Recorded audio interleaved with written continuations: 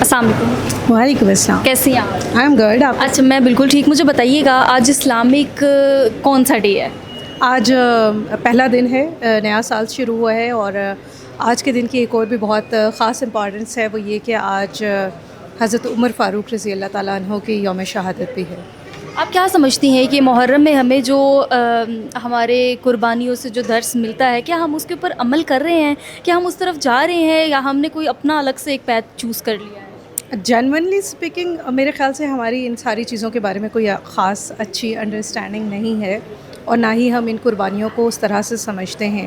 اگر کربلا قربانیوں کا درس ہے تو ہمیں اسے بھی دیکھنا چاہیے. اگر یہ شہادتوں کا منتھ ہے تو ہمیں اس اینگل سے بھی سوچنا چاہیے. لیکن پاکستانی قوم مجھے بہت امیچور نظر آتی ہے، اور اس کی میچورٹی اس لیول کی ہے کہ وہ جنگوں کو بھی خوش آمدید کہہ رہے ہوتے ہیں، جس میں ان کا نقصان ہوتا ہے.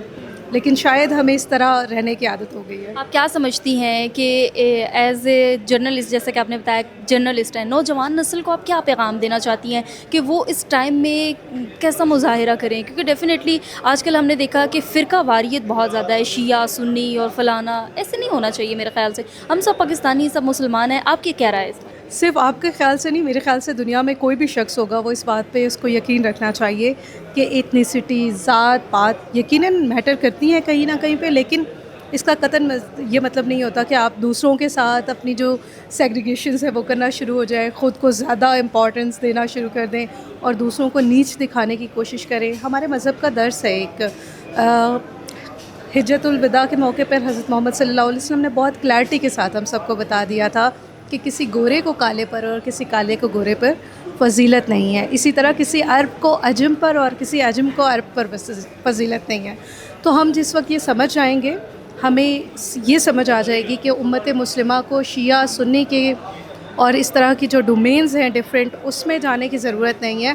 اگر ہم مل کے رہیں گے تو ہم ترقی کریں گے. اور لاسٹ آپ کا کیا پیغام ہے نوجوان نسل کے لیے؟ نوجوان نسل پلیز بی سیریس. میرا بہت فوکس ہے، میں خود نوجوانوں کے حوالے سے ایک پلیٹ فارم رن کر رہی ہوں.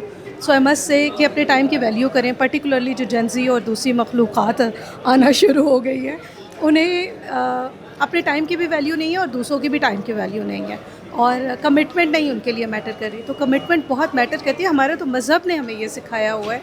آپ باقی باتیں تو بعد میں کریں گے کہ انسانیت یہ کہتی ہے فلاں، ہم تو ہر بات پہ پاکستانی مذہب کو لاتے ہیں نا. تو یہاں پہ بھی مذہب کو رکھیں، دیکھیں کہ آپ کی ویلیوز کیا ہیں، قدریں کیا ہیں، ان قدروں پہ عمل کریں. بالکل بالکل. ایسے ہی سب کو نیا سال مبارک کا میسج.